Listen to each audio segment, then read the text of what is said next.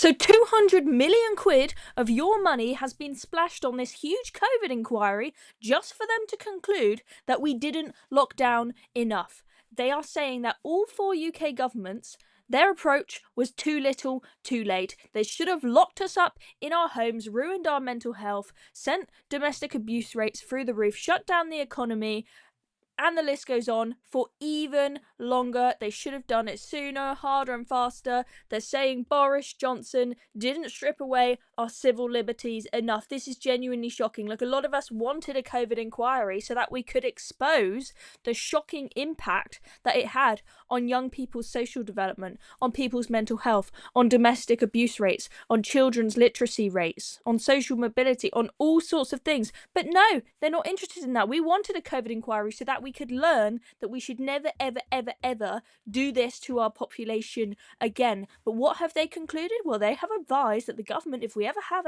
a disease outbreak again, they should lock us down even harder and faster. Really? I really hope that there isn't a disease outbreak whilst Keir Starmer is Prime Minister, because he is lapping up this report. I'm going to show you what he said towards the end of this video, so make sure you stick around for that. Anyway, the report has said that the pandemic was a repeated case of too little, too late when it comes to all of the governments, all 4 governments in the UK's approaches, and apparently 23,000 deaths could have been saved if mandatory lockdowns had been introduced faster. And of course, they're just focusing on deaths, okay? I'm sceptical that many extra deaths could have been saved. I'm sceptical that lockdowns were really that effective compared to very targeted protecting of vulnerable individuals. But they do that. They do that so that they've got a sob story, okay? They don't mention how many people's mental health was ruined for a lifetime. They don't mention the domestic abuse rates. They don't mention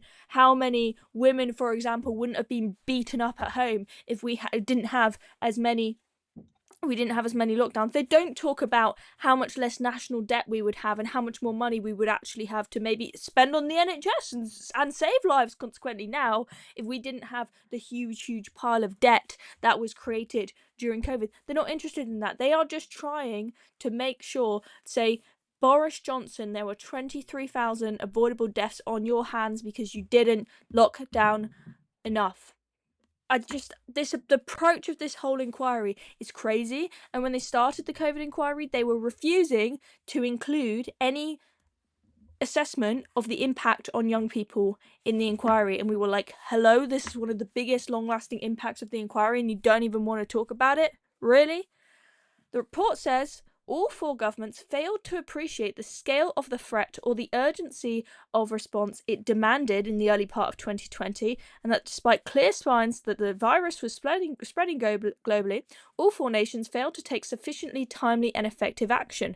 This, it adds, was compounded by misleading assurances from the Department of Health and Social Care and the widely held view that the UK was well prepared for a pandemic. The top civil servant in that department, they're saying he needs to be held to account for those misleading assurances. Matt Hancock, he's also being hung out to dry here. You know, he's also being hung out to dry for here. Remember these two? Well, of course you do, because they stood talking to you whilst you were sat at home. You watched them on the telly every single day during lockdown, didn't you? It's Vallance and Whitty. Apparently, they are demons for suggesting that if we locked down forever, that there would eventually be behavioural fatigue and people wouldn't put up with it for that long. I think we definitely started to see that, because then when we had more and more lockdowns, there was less and less obedience with it. But you know what this report says? It says that their decision to try and to some degree limit the length for which we are in lockdown was terrible because it wasn't grounded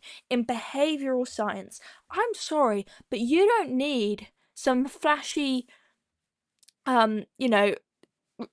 study on behavioural science to say if you lock people in their homes forever, eventually they're going to get pissed off and they're going to start going outside more and starting to see their friends more. Hello, are you stupid? So apparently, Whitty and Vallance, they are the demons here, and Vallance, he's now got a role in Keir Starmer's government, so he might be getting fired as a consequence of this. I mean, I'm not saying I like Whitty and Vallance, okay, because I hate that they advise that we should be locked in our homes. But to say that they should be cancelled for not locking us in our homes for long enough is genuinely insane. Okay? Now, it would be alright if this report had come out and the government had said, this is a load of nonsense, we're going to ignore it and we're going to make sure that lockdowns never happen again. Would Starmer say that? No, of course not. Starmer says he's going to consider everything in the report, and he says, I would also like to take the opportunity to acknowledge the pain and suffering the pandemic caused. However, the chair has also concluded that the government's pandemic response was repeatedly too little, too late, and that lessons were not learned and mistakes repeated, exacerbating the impact of the pandemic. You know what exacerbated the impact of the pandemic? Keir Starmer, locking us in our homes for a ridiculous amount of time, such that domestic abuse problems were exacerbated, mental health problems were exacerbated, problems with children's literacy skills exacerbated, problems with the gap between the attainment of rich and poor students exacerbated, problems with social development in children exacerbated. Now they're all really, they can't communicate with people. They can't date anyone. Too scared to ask anyone on a date, let alone say hello to them, because when their brains were developing, they were just locked indoors and not allowed to talk to anybody. Why don't you talk about that, Keir Starmer? But no, all we're going to talk about is how many lives could have been saved if we had locked people in their homes for longer and sooner. Honestly, he says the chair has found that the government fell short with advice lacking proper economic and social modelling, the impact on vulnerable people not sufficiently considered, and the culture in the centre of government described as toxic. Okay, guys, so we didn't lock ourselves in our homes long enough to protect vulnerable people. Look, if we could save everyone without there being any horrific side effects, then great, fantastic. But let's be realistic here. All he is doing is talking about people who died of COVID, who didn't have to die of COVID, okay? Why don't you talk about the domestic abuse victims? Why don't you talk about the mental health epidemic, which is now, by the way, it's not just the mountain of debt that has been created by COVID, which means we've now got a huge amount of debt. We pay 100 billion quid a year servicing our debt, okay? If we didn't have all that money to pay, maybe we could actually save lives by spending a bit more of that on the NHS. Yeah, and also maybe we wouldn't have a welfare bill that's predicted to explode to 100 billion quid a year, with a load more people every single year signing up for mental health issues.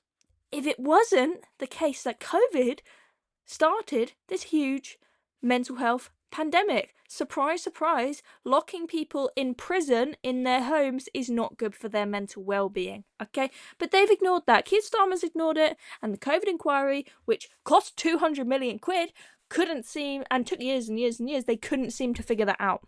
I am absolutely appalled.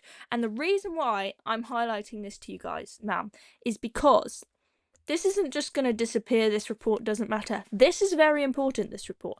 And the reason why is because this report comes with strict deadlines, right, for the government to implement the findings in the report. So and they've got a special team dedicated to holding the government to account on this, or holding civil servants to account to make sure that these are implemented within specific timeframes. So what that means is that the government policy and advice on what happens if we end up with a disease outbreak again is going to be that we need to lock down even more, harder, faster, for longer than we did during COVID.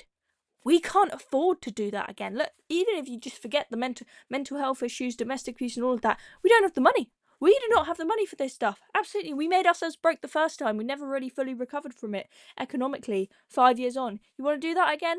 Hell freaking no. This is very, very, very worrying. God help us. I really pray this doesn't happen again. But we know that disease outbreaks are inevitable. One will appear at some point. So brace yourselves, ladies and gents. Anyway, I'm Chloe Dobbs. Thank you very much for watching this video. Make sure you hit subscribe down below so that you can stay up to date with all the news here at Reasoned.